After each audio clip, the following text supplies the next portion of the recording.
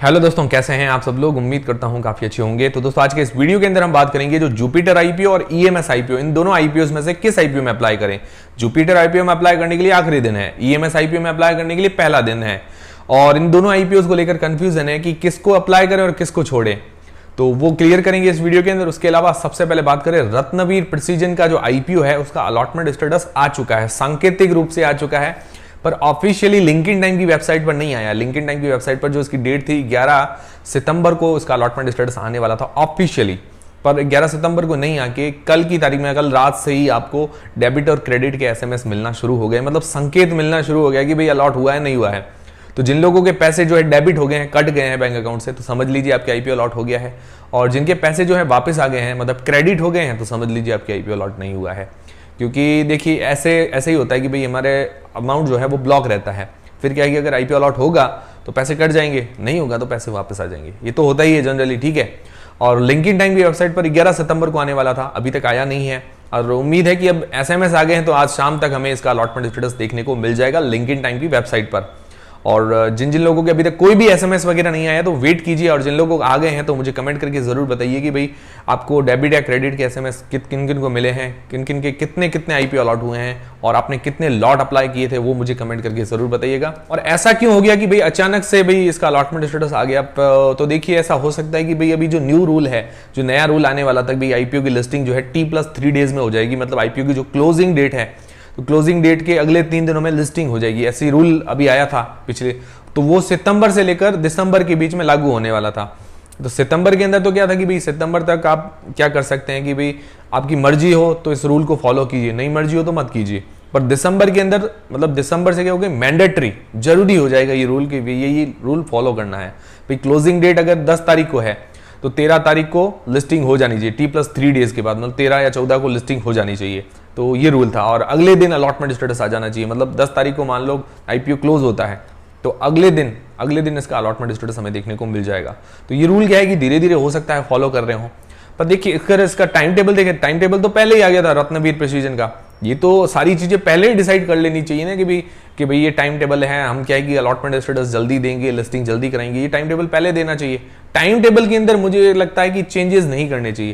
भाई time table एक बार जारी कर दिया, फिर क्यों चेंज करते हो बार बार। लोग कंफ्यूज होते हैं इससे कि भाई अलॉटमेंट कब आएगा, लिस्टिंग, मतलब लोगों के मन में फिक्स होता है कि भाई इस तारीख को लिस्टिंग होनी है तो हम तभी देखेंगे। काफी लोग क्या है कि रोज पोर्टफोलियो खोल के भी नहीं देखते हैं, और किसी के आईपीओ अलॉट हो जाता है, उनको मन में होता है कि भाई अलॉटमेंट आएगा 11 तारीख को, और वो देखते भी नहीं है। मान लो किसी काम में बिजी हो, सभी लोग तो रोज तो ट्रैक नहीं करते हैं। तो ये क्या एक बहुत कंफ्यूजिंग चीज है, भाई ऐसा नहीं होना चाहिए। मुझे लगता है एक बार टाइम टेबल आ गया, फिक्स हो जाना चाहिए। या आपके पहले अगर जल्दी अलॉटमेंट लाना है, जल्दी लिस्टिंग करानी है, तो पहले ही टाइम टेबल डिसाइड कर लो ना। ऐसे रोज रोज क्या चेंजेस करते हो। मैंने आजकल बहुत देखा आईपीओ के अंदर लगातार चेंजेस होते ही जा रहे हैं। इतने क्या चेंजेस करने हैं, पहले ही सारी चीजें डिसाइड कर लो। आपको क्या लगता है इस बारे में, मुझे कमेंट करके जरूर बताइएगा।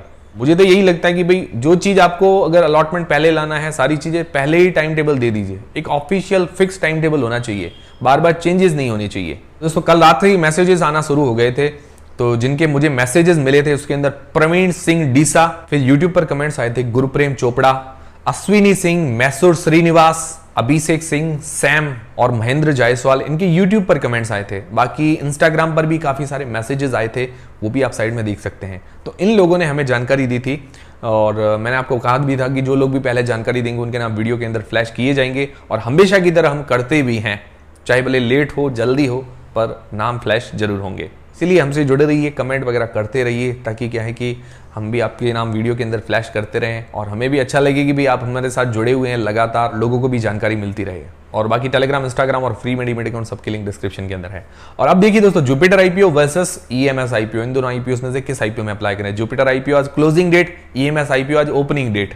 तो देखिए दोनों आईपीओ को 3-4 पॉइंट पर कंपेयर कर लेते हैं, जिससे क्या है कि आपका कंफ्यूजन दूर हो जाएगा। डिसीजन आपको ही लेना है, पर क्या है कि मैं आपकी सारी चीजें क्लियर कर दूंगा, तो डिसीजन आप आसानी से बना पाएंगे। तो सबसे पहले अगर इनका सेक्टर देखते हैं, सेक्टर देखिए दोस्तों, जुपिटर हॉस्पिटल के सेक्टर की कंपनी है। हॉस्पिटल सेक्टर हमेशा बढ़िया रिटर्न बना के दिए, जब भी इनके आईपीओ आते हैं, अगर अच्छी कंपनी होती है तो बढ़िया ही रिटर्न बना के देती है। और हॉस्पिटल सेक्टर भी सदाबहार सेक्टर है, डिमांडिंग, हमेशा डिमांडिंग सेक्टर है। और जुपिटर हॉस्पिटल की खास बात यह है कि खुद के लैंड लेके उसके बाद क्या है कि अपने हॉस्पिटल वगैरह ये बनाती है, किराए पर कुछ भी नहीं है, बिल्डिंग्स वगैरह। तो ये इसके लिए बहुत बड़ा पॉजिटिव पॉइंट हो जाता है।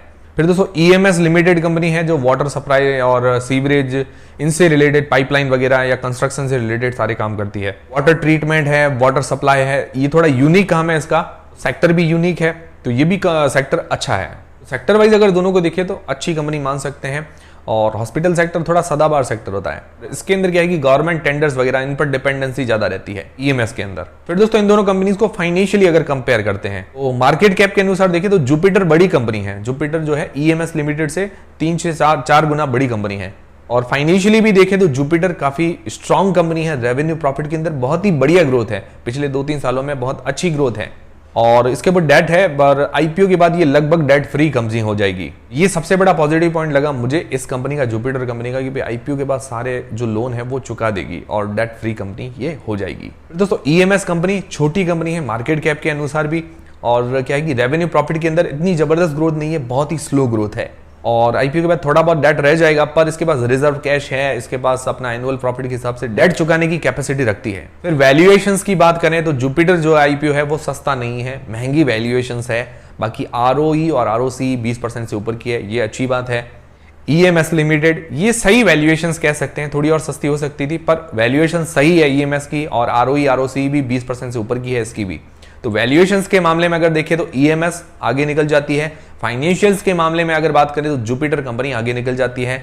सेक्टर दोनों का ही बराबर कह सकते हैं, पर जुपिटर का मुझे थोड़ा सा अच्छा नजर आ रहा है। फिर दोस्तों एंकर लिस्ट की अगर बात करें तो एंकर लिस्ट जुपिटर IPO की बहुत ही जबरदस्त आई है। FIIs के अंदर कहें या डोमेस्टिक बड़े जो इंस्टीट्यूशनल इन्वेस्टर्स हैं उनकी बात करें, दोनों के ही अंदर बड़े बड़े नाम शामिल है। मतलब अगर आप बात करें नोमुरा, गोल्डमैन सैक्स, गवर्नमेंट ऑफ सिंगापुर, मतलब बड़े बड़े FIIs नाम शामिल है। और इंडियन म्यूचुअल फंड्स के अंदर अगर बात करें SBI, HDFC, UTI, Nippon, Aditya Birla AMC, सारे बड़े एंकर इन्वेस्टर शामिल है। तो एंकर लिस्ट बहुत ही जबरदस्त है जुपिटर हॉस्पिटल के IPO की। और EMS की ठीक ठाक है, मतलब ज्यादा एंकर इन्वेस्टर शामिल भी नहीं हुए, ठीक ठाक एंकर लिस्ट है उसकी।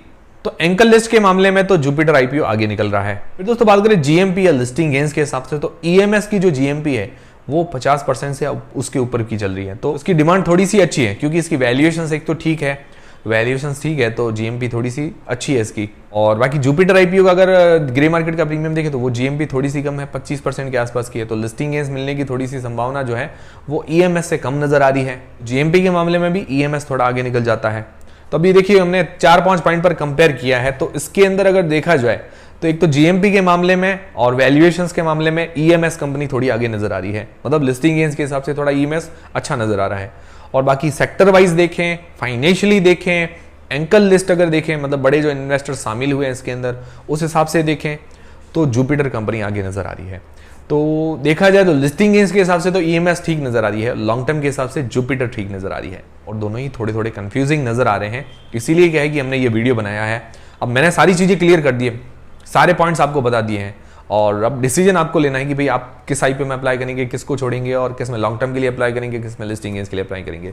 मुझे कमेंट करके जरूर बताइएगा। और मैं पर्सनली रिस्क लेने की दोनों के अंदर कोशिश करूंगा। रिटेल कैटेगरी के अंदर मेरा विचार है कि दोनों के अंदर अप्लाई करूं, ये सारी चीजें। और दोस्तों अभी 2 अपकमिंग IPOs और आ रहे हैं, RR काबिल और सामी होटल्स का IPO। RR काबिल IPO तो अच्छा नजर आ रहा है, मतलब कंपनी बढ़िया है, पर वैल्यूएशंस बहुत हाई है, महंगी वैल्यूएशंस हैं, तो उनसे तो ये दोनों IPO बेहतर ही नजर आ रहे हैं। RR काबिल से तो थोड़े बेहतर ही हैं दोनों IPO। और बात करें सामी होटल्स की, तो सामी होटल्स लगातार लॉस मेकिंग कंपनी है। लॉस मेकिंग कंपनी मैं जनरली प्रेफर नहीं करता हूं। लॉस जो लगातार जनरेट करी है अपने बिजनेस के अंदर, तो वो इन्वेस्टर्स को क्या रिटर्न बना के देगी। मतलब मैं ये प्रेफर नहीं करता हूं, चाहे कितने भी बड़े नाम शामिल हो, मुझे लॉस मेकिंग कंपनियां कम ही पसंद आती है। हमेशा वैसी ही कंपनी के अंदर इन्वेस्ट करना चाहिए जो लगातार प्रॉफिट जनरेट कर रही हो। अब ये देखिए कंपनियां कोई लॉस जनरेट करेगी तो वो पैसा किससे कमाएगी, मतलब जो ये पैसा है उसकी भरपाई जो है वो तो रिटेल इन्वेस्टर्स है, जो भी इन्वेस्टर्स इसके अंदर पैसा लगाएंगे वहीं से वसूल करेगी।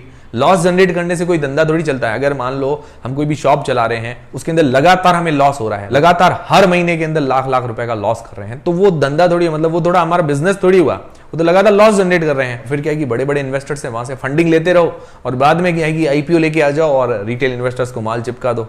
तो ऐसा नहीं होता है। बिजनेस होना चाहिए, बिजनेस ऐसा होना चाहिए कि जो लगातार प्रॉफिट जनरेट करे।